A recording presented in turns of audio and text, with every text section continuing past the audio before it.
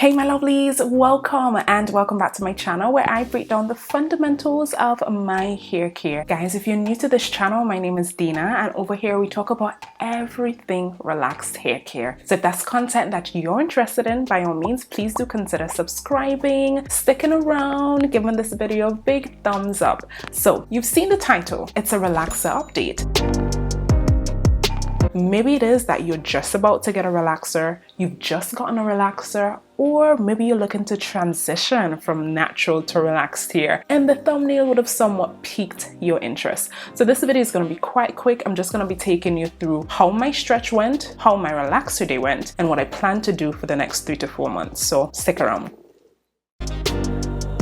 So my last relaxer was actually on the 21st of May, and I relaxed my hair about 4 days ago. So that would have been maybe around the 5th of September. So I'm working with about 15 weeks and a few days post relaxer. I would say almost 4 months. Almost 4 months of not putting a relaxer in my hair. I think I did a good job because with this 4C type hair, girl, going past 10 weeks is already a challenge. So making it to 15 for me is a super accomplishment. And for me, I did not experience too many setbacks during this stretch. So I ended up using more heat than normal, and not for any particular reason. I just wanted to use heat in my hair. I also ended up utilizing what you call them? I think they're called heated rollers. So yes, I tried out some heated rollers for the first time last stretch, and I think they were okay. If they were a little smaller, they probably would have given me a little bit more body, but for the most part, I think they act as a really good replacement to the flat iron because it left my hair feeling really smooth. So that's something that I will definitely consider for those moments when I just feel lazy and I don't want to use a flat iron in my hair. It's less heat, and the temperature of the rollers, of course, are not as high as the flat iron. So definitely a good alternative. So even though I was using a lot of heat,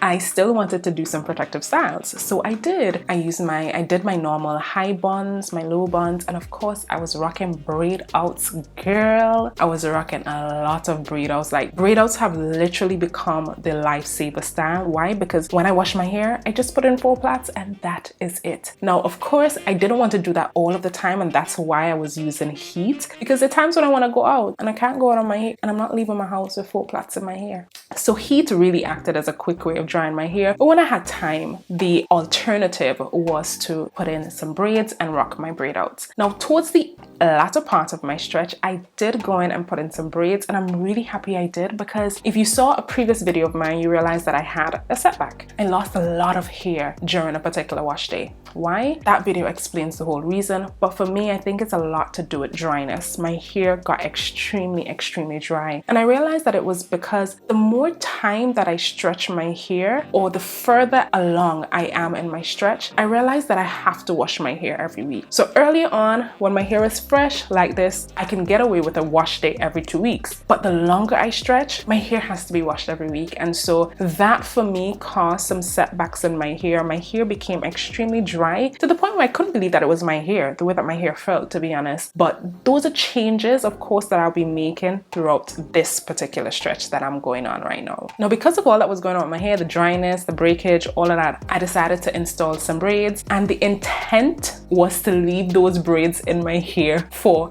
2 weeks. I ended up leaving them in for 4 weeks, girl.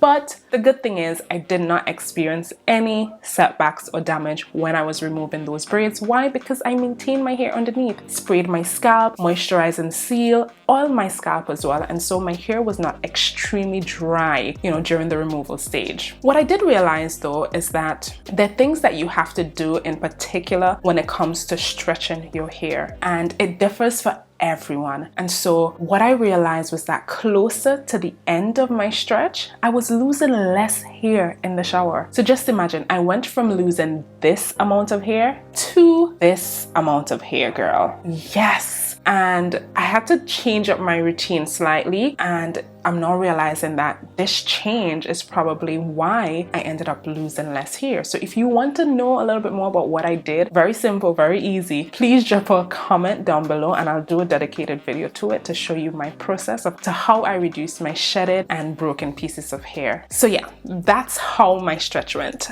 I think it went okay, but let's talk about what happened on relaxer day now. So my mom started relaxing my hair last relaxer, so that would have been in May, and she did a really good job. So of course I was like, yeah, that's it, done with the salon, not going back. My mom is going to be the one to relax my hair going forward. So she did relax my hair again this time. You know, the process was quite simple. You know, based my edges, based my scalp, and I did the pre-twisting. Now let me tell you about this pre-twisting. Yeah, I said the last time that pre-twisting saved lives, and it really does. But the thing is, if your hair is not in a blow dried state, it's going to be very difficult to get those parts in. And that's one of the things that I should have done that I didn't do. The week before your relaxer, please, if you have 4C hair like I do, really tight curls, you know by the time you reach about 10, 11, 12, 13, much less 15 weeks post relaxer, it's gonna be very difficult to get your hair parted. And so it's always easier, or it's always recommended, that you blow dry your hair to get your hair straight, so that it's easy for you to part or section the hair when you're relaxing. It took me so long to get in those twists because my hair up underneath there, it was matted and it was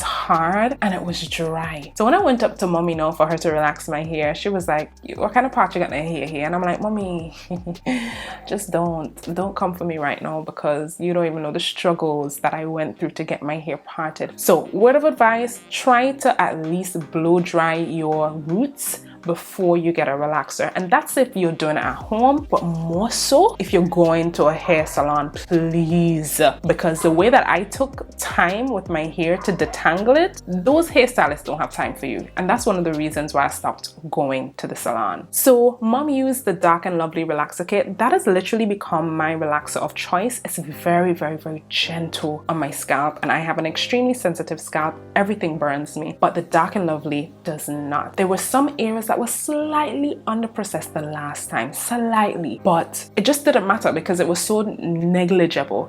It was like big waves as opposed to little tiny waves, like really big waves, and I'm like, yeah, that's fine. I could do with the little texture boost to my hair, because you know, in my view, I think I have fine hair. I did ask mom to leave my edges until last, so as you'll see from the clip, my edges just look really thick, right?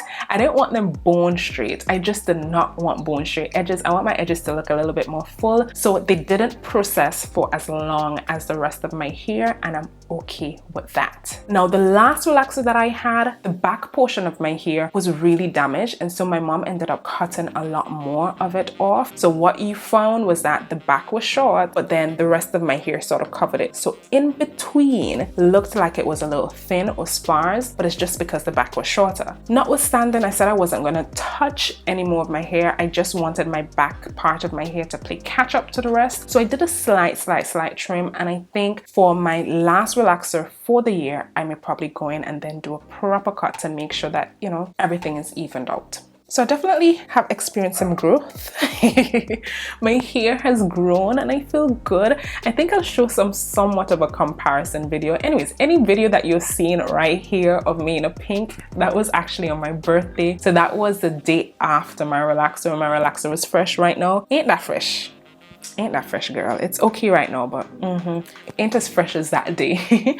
Now, I would say the only downside to my just concluded relaxer is that my hair sort of feels a bit dry, and I think that's common for no-lie relaxers or relaxers that you get in a kit. Quite common. The calcium buildup I think contributes to your hair being dry, but that's fine. It's not excessively dry where it's just breaking left, right, and center. It still has some body, still has movement, so I'm not too concerned. I haven't even moisturized my hair yet. I've just added oil and a serum to it. I think later tonight I'll probably add some moisturizer, put on my flexi rods, and you know, put on my bonnet, head to bed. But for the most part, my hair feels good. My hair looks good. I cannot complain. Like, I just can't complain. What are my plans going forward for the next 3 months? So I'm either going to get a relaxer at the end of the year, so that's in December, or I'm going to stretch it until January and utilize December as a time to put in a protective style. More than likely some sort of a braided hairstyle again, because they're just easy, man. They're just easy to maintain.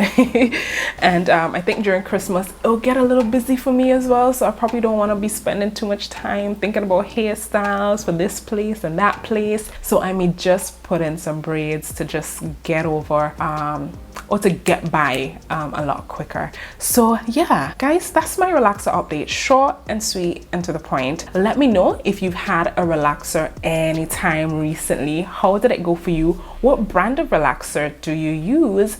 And how is your hair thriving? Yeah, I think we need to, you know, come and sit down. Let's really talk about what's going on with my hair. Even though it's looking good right now, I still do have a few problem areas here and there. So maybe I should come and do a nice little sit down with you and let's talk it through. But yeah, share in the comments and let me know how your hair is doing. What sort of videos would you like to see from me next? I don't think I really come out and ask you that. I just put up videos that I think you like based on, you know, the YouTube analytics. But yeah, comment down below and let me know what sort of videos you would want to see from me next. All right, so thank you so much for watching today's video. Of course, girl, if this is your first time stopping by, don't forget to like, subscribe, you know, tell a friend to stop over on my channel where I try to upload videos almost every single Sunday.